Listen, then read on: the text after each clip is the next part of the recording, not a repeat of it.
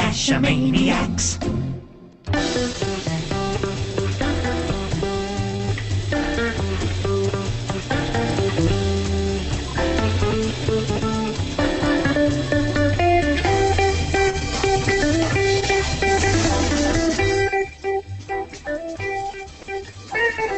GeoGearHeads.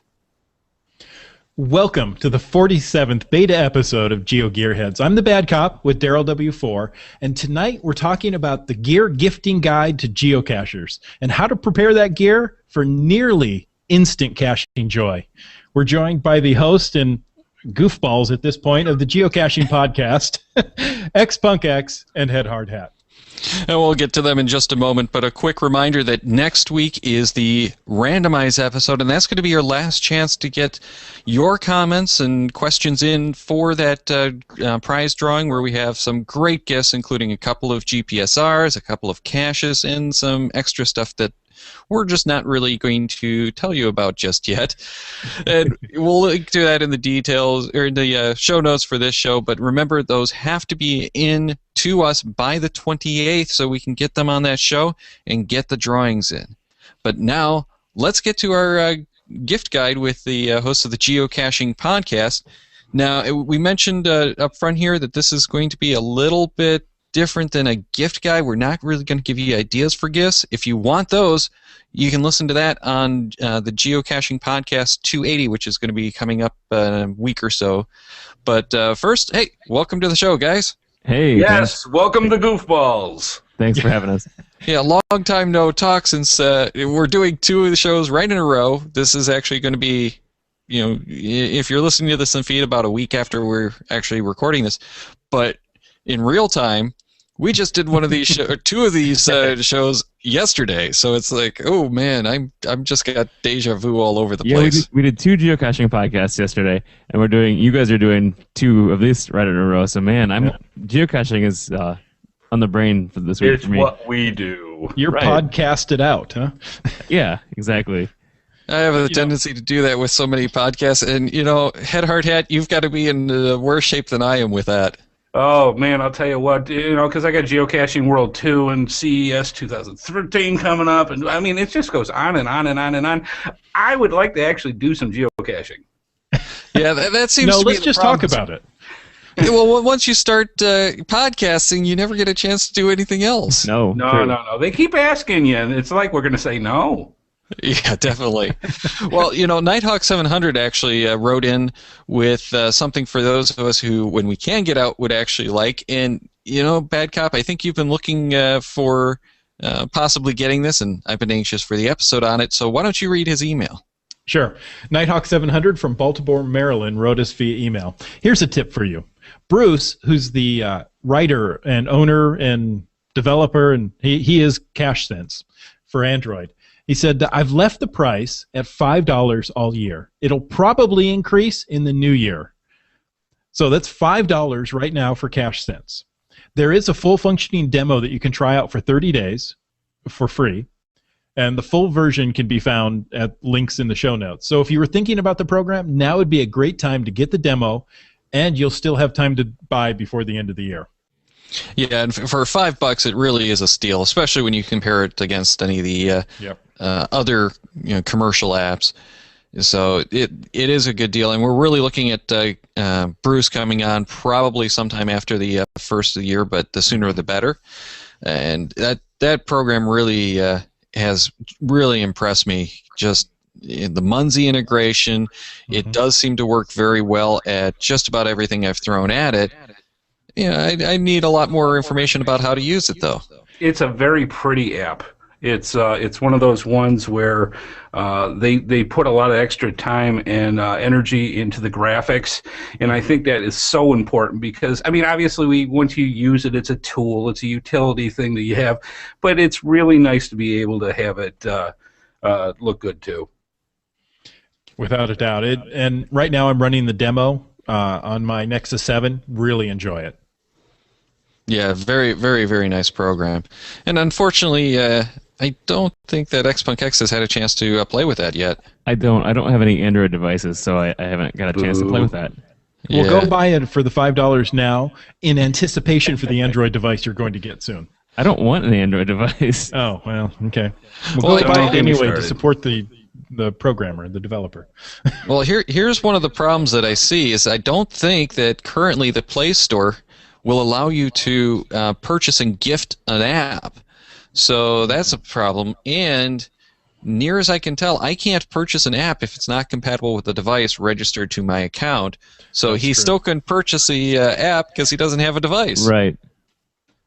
So let's move on to some audio feedback from Jeep in Idaho. Hey guys, this is Dan, also known as Jeep in Idaho, and I heard you were recording an episode on the holiday gear guide. And one of the things that I would like to pick up for this Christmas season is a package of the near-field communication tags.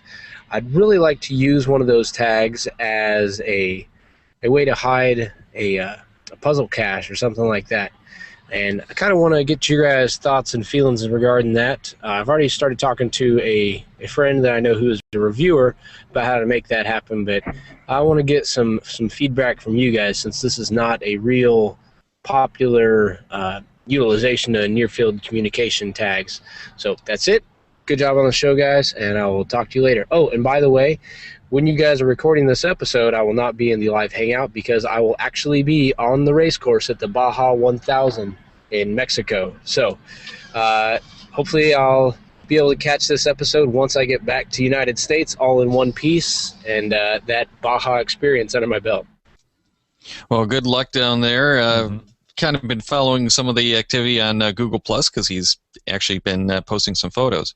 But for everyone who doesn't know what NFC is, the NFC tags are just little stickers in generally. You can get them in key fobs and other things.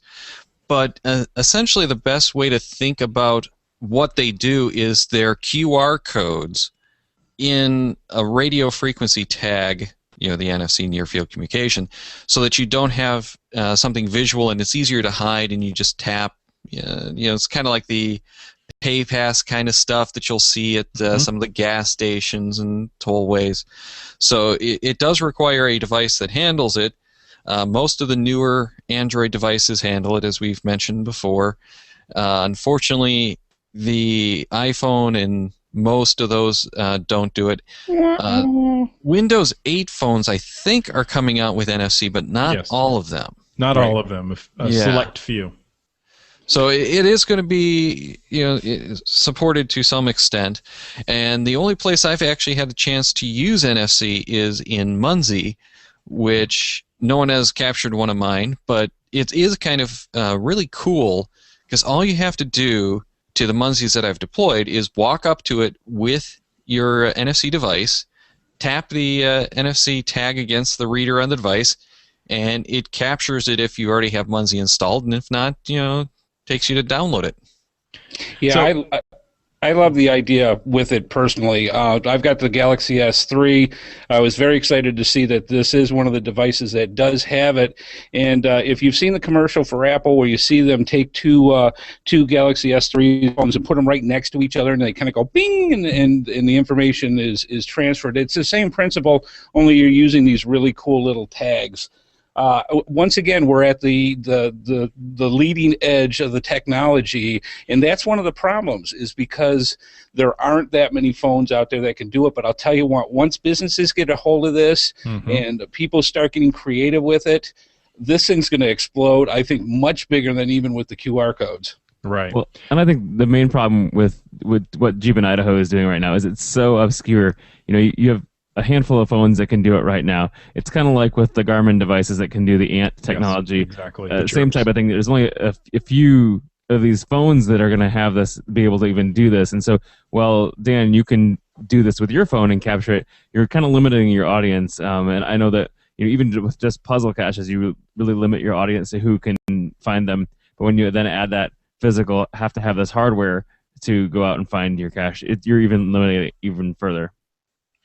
Though, same with the Garmin Chirps, you're limited in your hardware. As long as you make this a difficulty 5 cache that you have to have special hardware, in this case, a phone with NFC capability, I have no problem with it.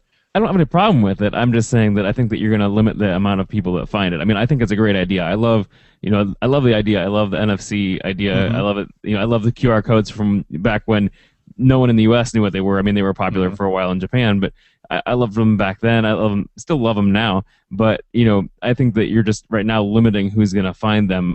I'm not saying it's a bad idea. I'm just saying it may not have a whole lot of people finding it.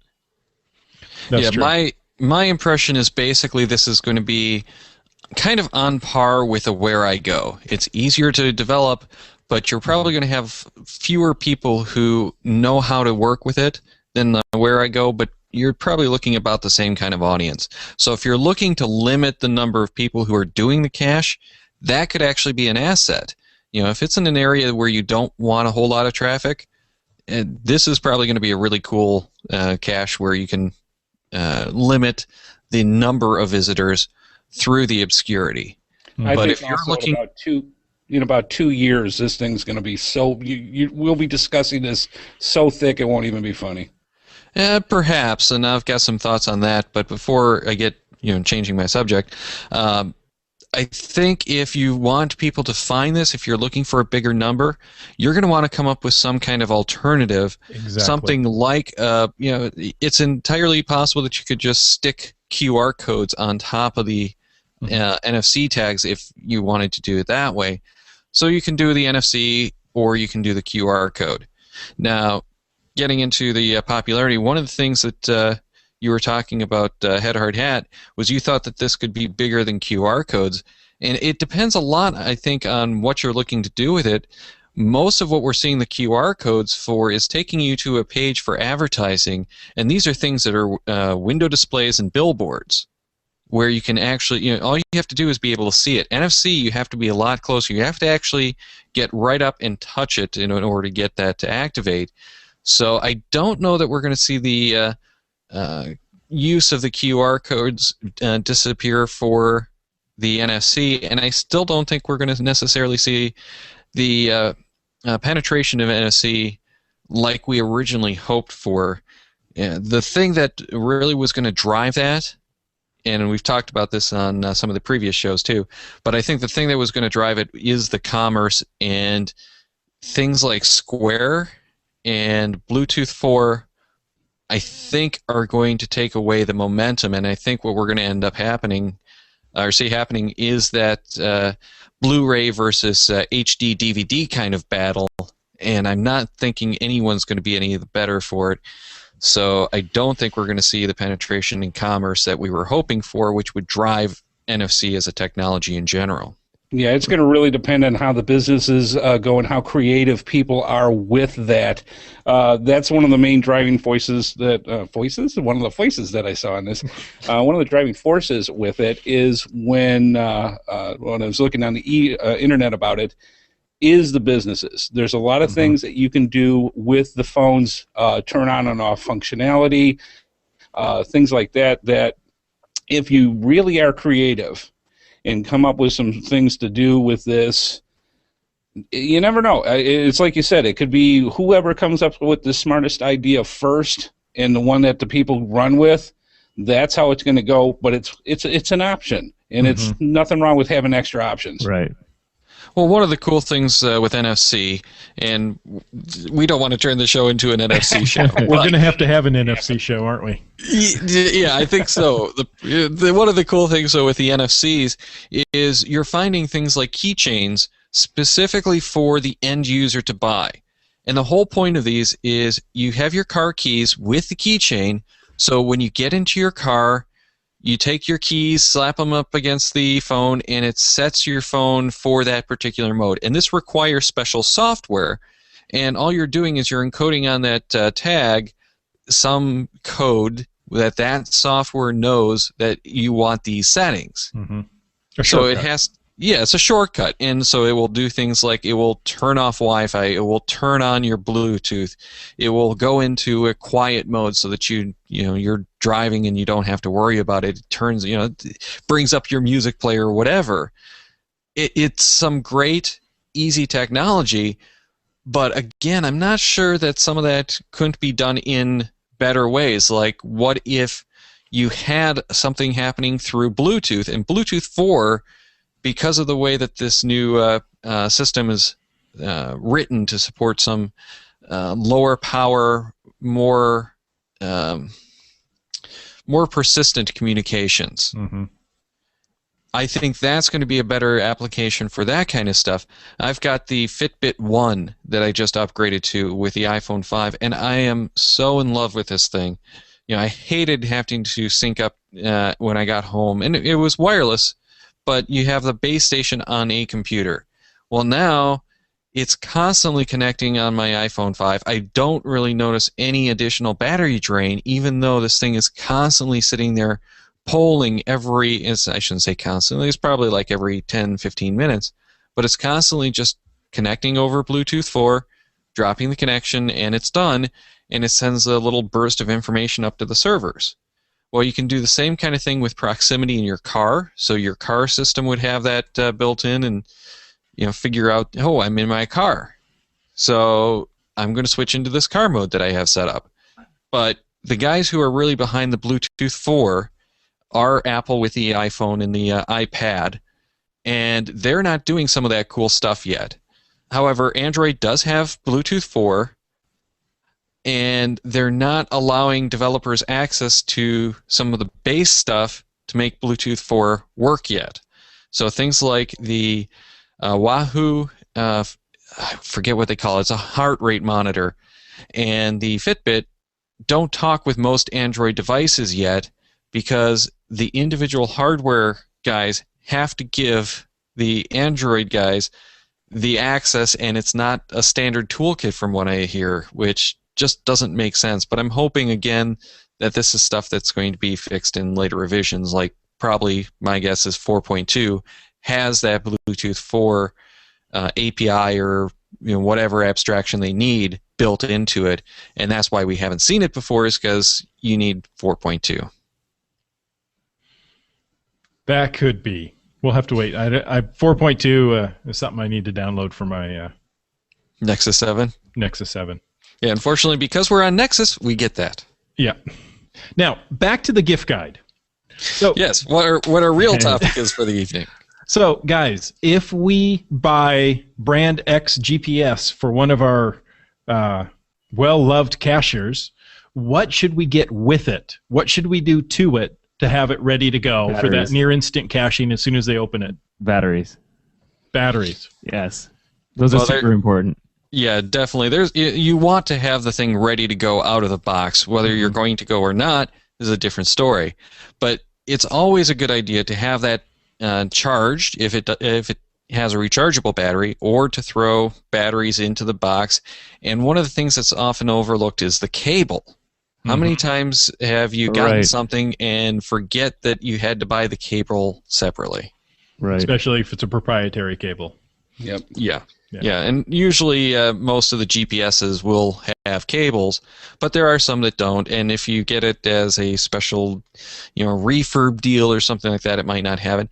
And there's some other devices, like I know people who are picking up old cell phones now as their GPSRs. So you might not have the cable with that. So something to think about is the cable, of course, to charge it, and how are they going to go caching? Because they might not have access to a computer to download that Pocket Query or whatever. So one of the things I always wanted to do if I was giving someone a GPS is to pre-populate it with some caches. So I'll create a Pocket Query, drop it in there. Even if they don't have a chance then to get out and cache, they've got it in there, they can do it, and they don't necessarily need to get to a computer and do that in order to go caching, or worse yet, manually type in every single cache. Yeah, and if you're going to give a gift to a cacher that is just starting out, has no experience when it comes to a GPSR unit, one of the best gifts you can get, and is completely free, is about a half hour, 45 minutes of your time of mentoring and saying, look, this is how you turn it on. This is what these mean. Show them the basics so that they understand, what the arrow does, and then show them. Because I think one of the, one of the scariest things to learning new technology is like how to interact it with your PC. You're just going to panic. Oh my God, I'm going to break something. Show them it's no big deal. Show them the SD card. Put that down on your list. There you too, go. because that's a biggie. Right. But yes, spend that mentoring time and show them how to use it. They will thank you a million times over. Yeah, the key is really to make sure that whatever you're going to give them, they can get out and use it immediately. Mm-hmm. And there's nothing better, especially with a caching device, than taking that thing out for its first trial run as soon as you unwrap it. Right. I would throw in a car charger as well. It could be a good idea. You know, that's something that you might want to do as a gift idea as well. But yeah, we've got the SD cards if your device supports it, the cables, the batteries, pocket queries. But what if you're on the cell phones or on a tablet like an iPad, for instance? We have seen problems with the app stores, and geocaching.com is kind of an app store in some ways, I guess. But where their busiest times are typically the day before Christmas and through New Year. Mm-hmm. Yeah. We've seen some of these times where they can't get those apps downloaded. Right. So again, this gets a little bit trickier because you have to get them in on their device. But if it's a child that you might have access to their parents, or if they're your own children, then you can get typically the information to get their device set up for them.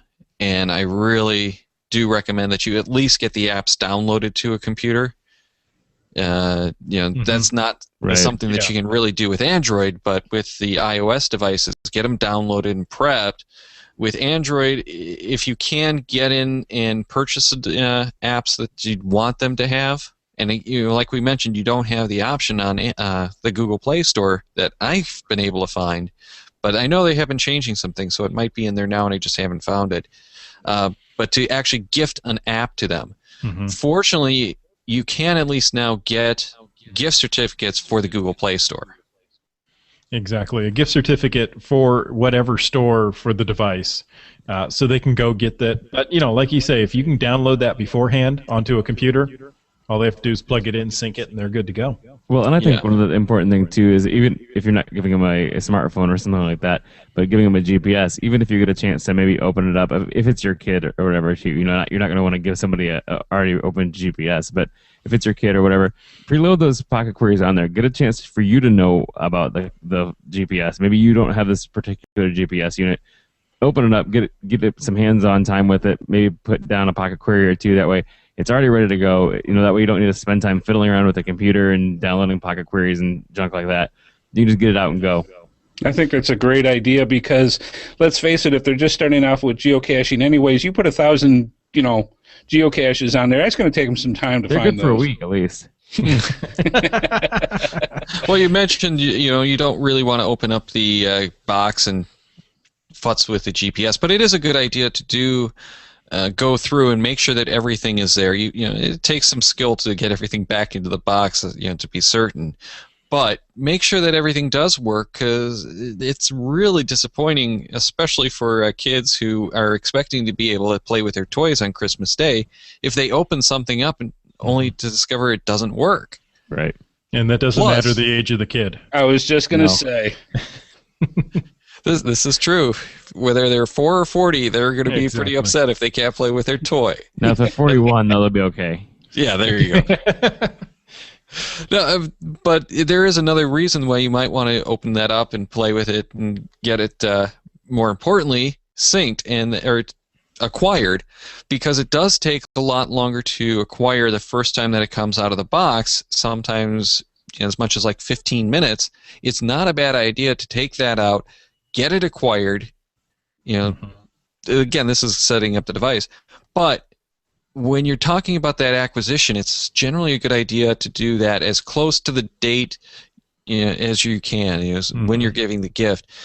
After about 2 weeks, you pretty much are talking about of downloading the full almanac data again, which does take a lot longer.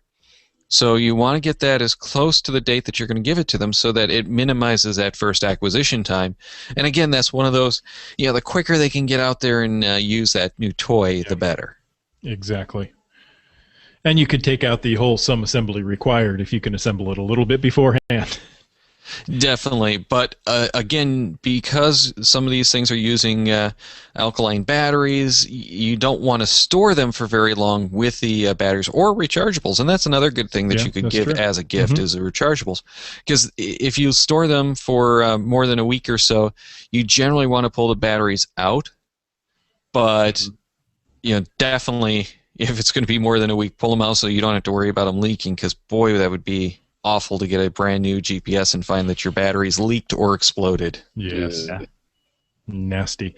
Another nice thing, you were talking about pocket queries. Pocket queries are only available to premium members on geocaching.com.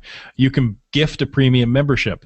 They also have a gift card, a $30 gift card, which will work for your premium membership. So if you want to actually show them, here, I bought you something, rather than I bought you this, login somewhere on cyberspace. Yeah, good point. And physical gift.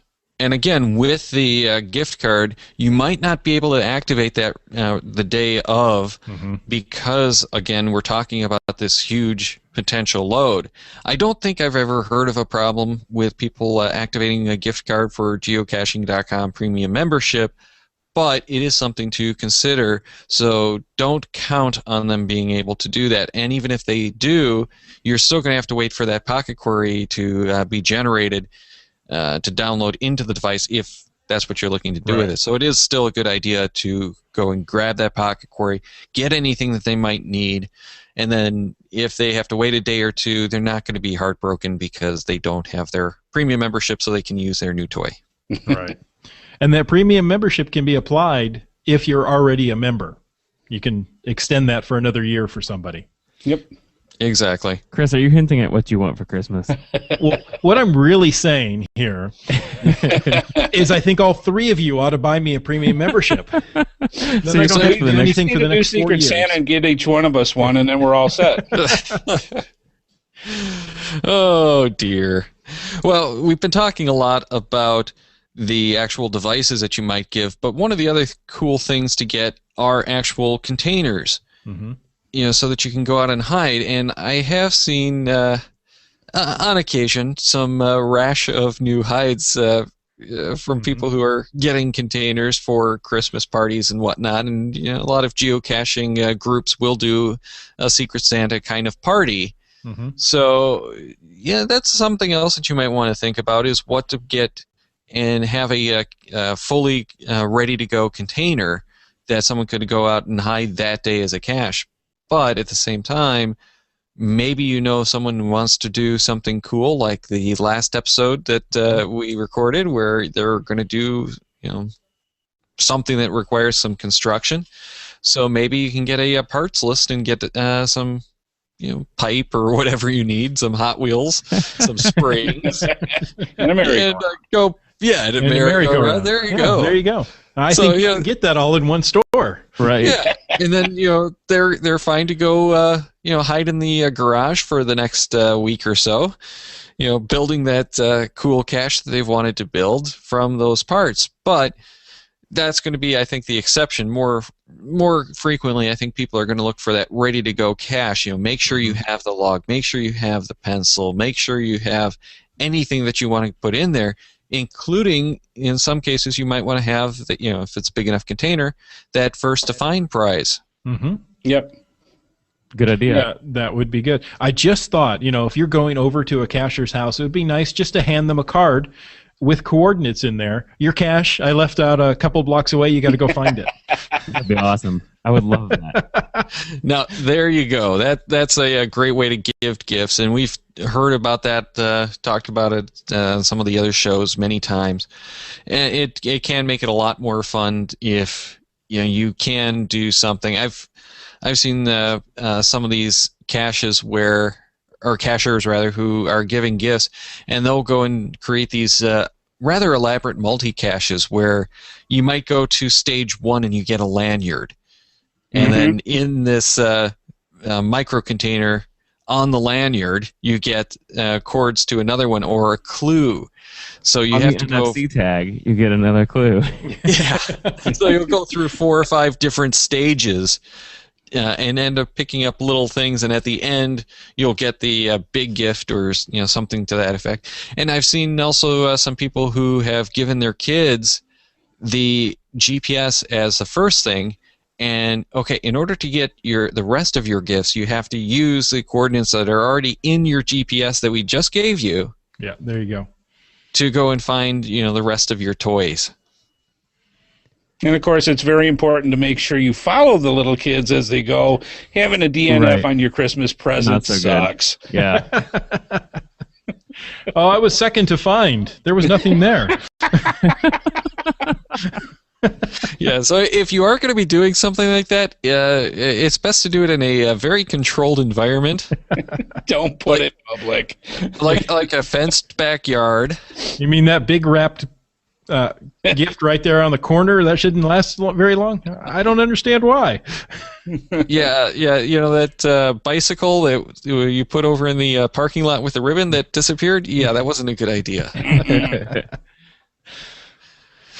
So, of course, we also have options for accessories like the headlamps and that kind of stuff. And again, when you get into that stuff, you really just need to make sure that you've given them everything they need to get ready. So any kind of batteries, some of the accessories will require additional parts, like maybe you need for like a camera tripod, you'll need the appropriate head to go with it, all kinds of stuff like that. Just when you pick up a gift like that, make sure that they're going to have everything they need when they pull it out of the box, that they can, or bag or whatever it's packaged in, but Wrapping. That it's ready to go as soon as they're done on unpackaging that gift and can go and use it that day. Because that's really what it comes down to that we're talking about here, is make sure that they can go and use whatever you're going to give them immediately. Right. In certain cases, something as simple as giving them a decent geocaching pack and have some things in that, make it into a Christmas stocking kind of thing. I think that would be really kind of a cool way to do that, because here you're giving them the basics, give them the extra logbooks, give them the extra things that they would need that you're going to run across during regular geocaching, just to get them enough. And they're like, well, what do I need this for? Believe me, you're going to need it. Right. Well, Right. if you're taking someone out for the first time who maybe hasn't had a chance to go caching very often, but if you're going to be giving them a GPS, hopefully that they're going to want to go caching, or maybe they have the smartphone and they've gotten the app and know they're going to want to go caching. Take a trip down to the dollar store and pick up 3 or 4 different items so that they have some swag that they can trade out in the caches. Mm-hmm. Exactly. Again, it's all about just making sure that they can go caching and enjoy their Christmas gift or their holiday gift, Hanukkah, whatever that might be. Or heck, I know a lot of people who have their birthdays right about this time of year. My son. Yeah, I'm married to one. I feel so sorry for these people because their birthdays are permanently co-opted. But Yes. Oh, not my wife's. No. There are rules to December birthdays. So yeah, you just got to make sure that whatever the gift is, you can make use of it right away. It just really tends to spoil the gifts if you can't use that gift till you get back home or whatever. Make sure that it's it's ready to go. Right. But we haven't really talked too much about ideas. We've given you some good ideas. And that's what we're going to be talking about in a week or two on the Geocaching podcast, depending on when you're listening to this. So you might want to head over there and check out episode 280, and we'll include a link in the show notes. But XPunkX, you want to tell them how they can find that show once it's ready? Sure. geocachingpodcast.com/280 is the best way to get that. All right. And so that's going to wrap up our show this evening, or whenever you're listening to it. Check the Cachemaniacs website at cachemaniacs.com for more on the GeoGearHeads shows, including show notes for this and all of our episodes. We love hearing from our listeners, so leave us feedback by calling 206-350-3647, by emailing geogearheads at cachemaniacs.com, or through social media. Your support helps keep the Cachemaniacs shows coming. Please consider making a PayPal donation through the link on our website to support the Cashomaniac shows. GeoGearHeads is produced by Chris Umfenauer and Daryl Wattenberg. This show is copyright 2012 by Daryl Wattenberg, all rights reserved.